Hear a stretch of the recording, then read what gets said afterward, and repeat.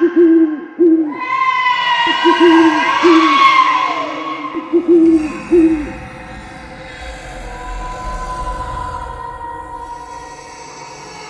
का अंधेरा गांव को अपनी बाहों में जकड़े हुए है।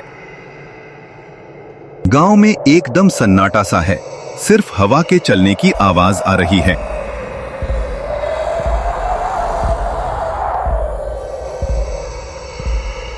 गांव के बीचों बीच अचानक अजीब आवाज गूंजने लगती है।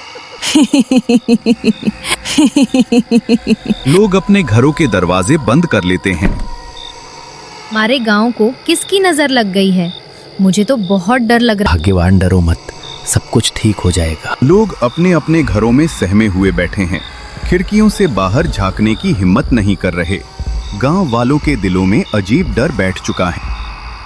सुबह होते ही सभी एक जगह इकट्ठा होकर चर्चा करते हैं और आपस में फुसफुस। ऐसी आवाज है, हमें सतर्क रहना होगा। गांव के बाहर चारों ओर सन्नाटा पसरा हुआ है, कोई भी बाहर जाने की हिम्मत नहीं कर रहा। सन्नाटा अचानक चीखों से टूट जाता है। अजीब चीखें गांव के सन्नाटे को चीरती हुई गूंजती हैं।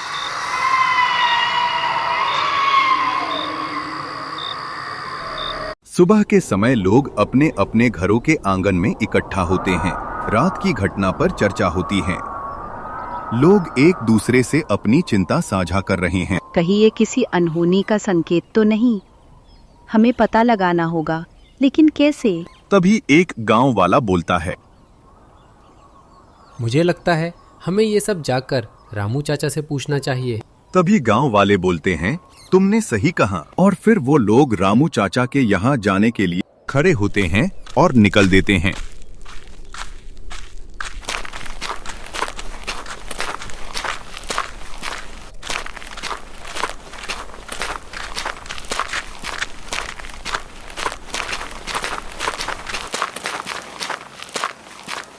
रामू चाचा, जो एक बहुत वृद्ध व्यक्ति होते हैं, वह पेड़ की छाया में बैठे होते हैं। तभी गांव वाले उनके यहाँ पहुंच जाते हैं। तभी चाचा खांसते हैं और पूछते हैं, तुम सब गांव वाले यहाँ क्यों आए हो? सब ठीक तो है ना? तभी एक गांव वाला बोलता है, चाचा, कुछ भी ठीक नहीं है। पूरे गांव में रात के समय हंसने और की चीखने आवाज आती है। शाम के समय से ही लोग अपने अपने घरों से निकलना बंद कर देते हैं। सारे गांव वाले डर के साए में जी रहे हैं। चाचा, अब आप ही बताइए, हमारे गांव का क्या होगा? चाचा कुछ देर सोचते हैं और बोलते हैं, मुझे लगता है हवेली की डायन जाग चुकी है। चाचा, कौन सी डायन है? क्या सच है हवेली का? चाचा बताते हैं, ये बात उस समय की है जब मैं हवेली में काम किया करता था। तब मैं एक दिन देखता हूँ जमींदार अपनी पत्नी को मार देता है। मुझे लगता है शायद ये जमींदार की पत्नी की ही आत्मा होगी जो पूरे गांव को परेशान कर रही है। हमें आज रात हवेली चलकर देखना होगा कि वो कौन है। हैं चाचा जी, आपने बिल्कुल सही कहा। हमें वहां जाकर देखना चाहिए। और फिर गांव वाले रात को जाने का फैसला लेते हैं। रात को सभी गांव वाले घरों के बाहर इकट्ठा होती हैं और फैसला लेते हैं। दो गांव वाले, जिनका नाम हरिया और दीपू होता है, वहां जाने का फैसला लेते हैं। फिर हरिया और दीपू वहां जाने के लिए निकल पड़ते हैं।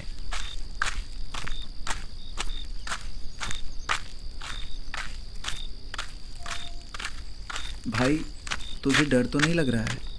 दीपू बोलता है, नहीं भाई, मुझे डर तो नहीं लग रहा, लेकिन क्या हमें वहाँ कोई मिलेगा? वे आपस में बातें करते हुए चलते रहे और हवेली के सामने पहुंच गए। यार भाई दीपू, ये हवेली कितनी खूबसूरत है। लोग इसे भूतिया बताते हैं। मुझे तो यहाँ कोई भूत नहीं लग रहा है। मुझे तो लगता है चाचा जी ने गलत बता दिया। चल अंदर चल के देखते हैं, क्या कोई मिलता है? हाँ नहीं। फिर वो दोनों काफी देर तक बाहर खड़े रहते और हवेली को घूरते रहते हैं और फिर वो दोनों अंदर जाने लगते हैं।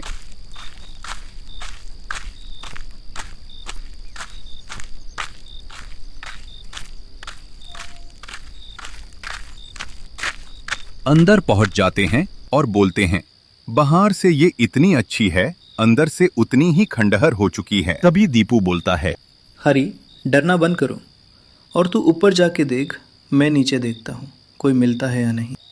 फिर वो दोनों अलग अलग जाने लगते हैं।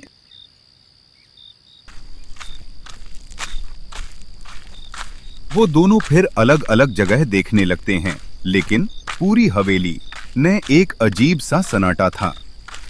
दीपू चारों तरफ देखता है, पर उसे कोई नहीं दिखता है।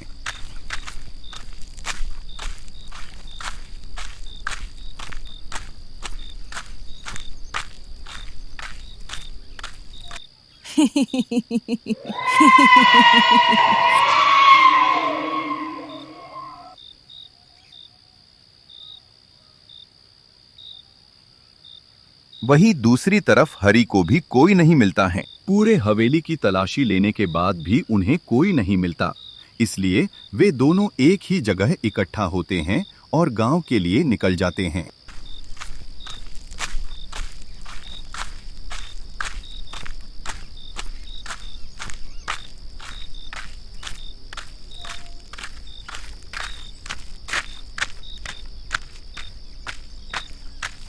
फिर वो दोनों सुबह तक गांव पहुंच जाते हैं और चाचा जी को पूरी बात बताते हैं कि हवेली में उन्हें कोई नहीं मिलता है।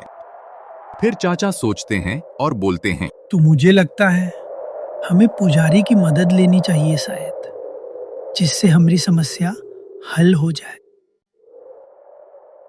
फिर सभी लोग हाँ बोल देते हैं और दीपू पुजारी को बुलाने निकाल देता है। वह चलते चलते पुजारी के पास पहुंच जाता है। कुछ लोग उसे देखते हैं और फुसफुसाते हैं।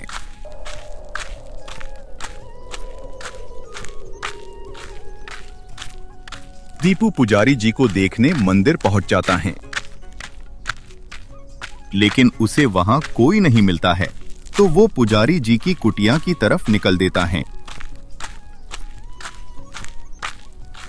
कुटिया के यहाँ पहुंच जाता है। वहां जाके देखता पुजारी जी आपने आसन पर बैठे हुए हैं। दीपू हाथ जोड़ता है और बोलते हैं, पुजारी जी हमारी मदद कीजिए, हमारे यहाँ सभी लोग बहुत परेशान हैं। हमरे गांव में किसी डायन का साया है। बेटा डरो मत, सब ठीक हो जाएगा, तुम घर जाओ।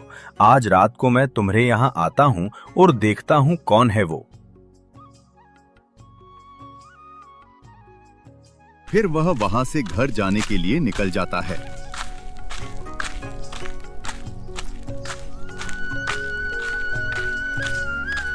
सारे गांव वाले एक जगह इकट्ठे होकर पुजारी के आने का इंतजार कर रहे होते हैं। तभी कुछ समय बाद पुजारी जी आ जाते हैं।